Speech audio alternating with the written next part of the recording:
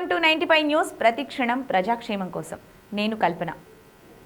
నందమూరి తారక రామారావు తెలుగు సినీ వినీలాకాశంలో ఓ సంచలనం. రాష్ట్ర రాజకీయ ముఖ చిత్రంపై ఆయన ప్రభంజనం. ఆయన పేరు తెలుగువాడి ఆత్మగౌరవం. ఆయన తీరు రాజకీయ విశ్వరూపం. నటుడిగా ప్రజల గుండెల్లో కొలువైన దైవరూపం. నాయకుడిగా ప్రజాహిత పాలనకు నిలువెత్తు రూపం. తెలుగు జాతి ఆత్మగౌరవం హస్తినావీధుల్లో పరాభవానికి గురవుతున్న సమయంలో ఢిల్లీ అహంకారంపై తిరుగుబావుట ఎగరేసి తల ఎత్తి తెలుగోడి సత్తా చాటిన యుగపురుషుడు ఎన్టీఆర్.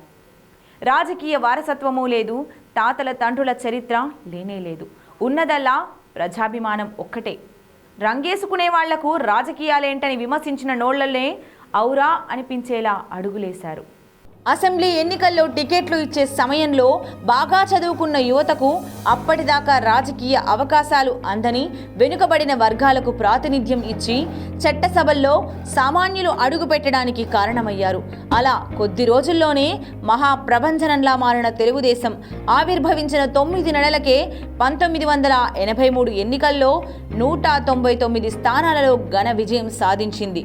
ఆంధ్రప్రదేశ్ అవతరణ తర్వాత రాష్ట్రంలో అపజయమే ఎరుగని కాంగ్రెస్ పార్టీని మట్టి కరిపించింది మన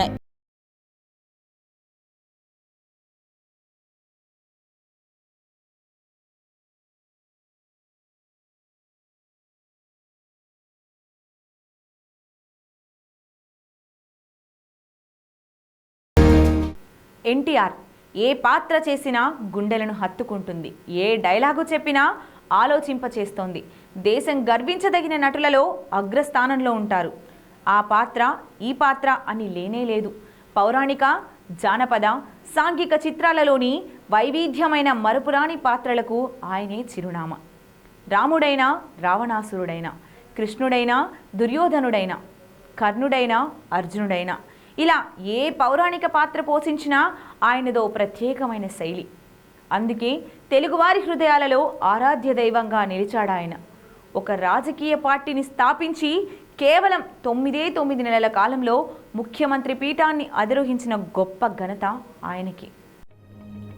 ఎన్టీఆర్ ప్రతి మాట ఓ తూటాగా పేలింది. ఇదే సందర్భంలో ఆంధ్రుల ఆత్మగౌరవ పరిరక్షణ అనే ఒక ఉద్వేగభరితమైన అంశాన్ని తీసుకుని ప్రజల మనోభావాలను తీవ్రంగా ప్రభావితం చేశారు ఎన్టీఆర్. కాంగ్రెస్ పార్టీ వల్ల తెలుగువారి ఆత్మగౌరవం దెబ్బతిందని, దానిని ఢిల్లీలో తాకట్టు పెట్టారని విమర్శిస్తూ ఆ ఆత్మగౌరవ పునరుద్ధరణీకరణకే తాను రాజకీయాల్లోకి వచ్చానని ప్రకటించారు.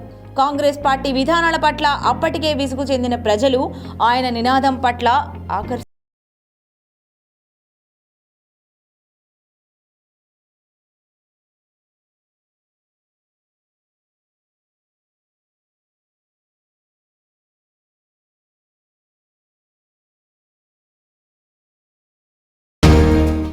ఇక నందమూరి తారక రామారావు శత జయంతి ఉత్సవాలు హైదరాబాద్లో ఘనంగా ప్రారంభమయ్యాయి.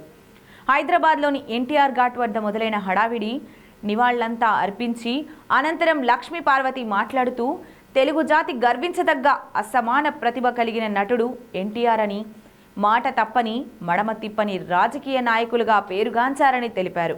అలాగే తెలుగు సినిమా ఉన్నంతకాలం ఎన్టీఆర్ పేరు ఉంటుందని ఆమె అన్నారు. శ్రామికుడి చెమట నుంచి, రైతు కూలీల రక్తం నుంచి, నిరుపేదల కన్నీటిలో నుండి, కష్టజీవుల కంటి మంటల్లో నుంచి పుట్టింది ఈ తెలుగుదేశం. ఆశీర్వదించండి అంటూ పార్టీని ప్రకటించారు. పార్టీ విధానం సోషలిజమా, నక్సలిజమా లేక సెక్యులరిజమా అని అడిగితే హ్యూమనిజం అంటూ బదులిచ్చారు ఎన్టీ.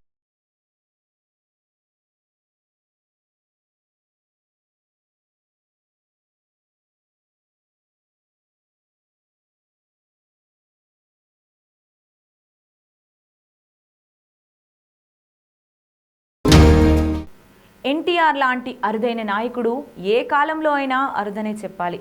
ఈ రోజుల్లో నాయకులంతా ఓటు బ్యాంకు రాజకీయాలతో అధికారం కోసం అడుగులేసే వాళ్లే తప్ప జనం కోసం, జనక్షేమం కోసం నిస్వార్థంగా పనిచేసిన వాళ్ళు చాలా అరుదనే చెప్పుకోవాలి. ఆత్మగౌరవం విషయంలో రాజీనే లేదు. దేన్నైనా శాసించి తీసుకోవడమే తప్ప బతిమాలడం మాట ఆయన డిక్షనరీలో కూడా లేదు. తెలుగువాడి ఆత్మగౌరవాన్ని ఢిల్లీ వేదికగా నిలబెట్టిన శక్తి ఎన్టీఆర్ ఘనతే. ప్రజల మధ్య పుట్టి ప్రజలతోనే జీవించి ప్రజల కోసమే జీవించి ఆఖరికి ప్రజల మధ్య కన్నుమూసిన మహనీయుడు ఎన్టీఆర్. తెలుగువాడు అన్న మాటకు కేర్ ఆఫ్ అడ్రస్ ఎన్టీఆర్. అందుకే తెలుగు అన్న 3 అక్షరాలున్నంత కాలం ఎన్టీఆర్ అన్న పేరు కూడా చిరస్థాయిగా ఉండిపోతుంది. ఈరోజు ఎన్టీఆర్ జయంతి సందర్భంగా 95 న్యూస్ ఘనంగా నివాళులర్పిస్తూ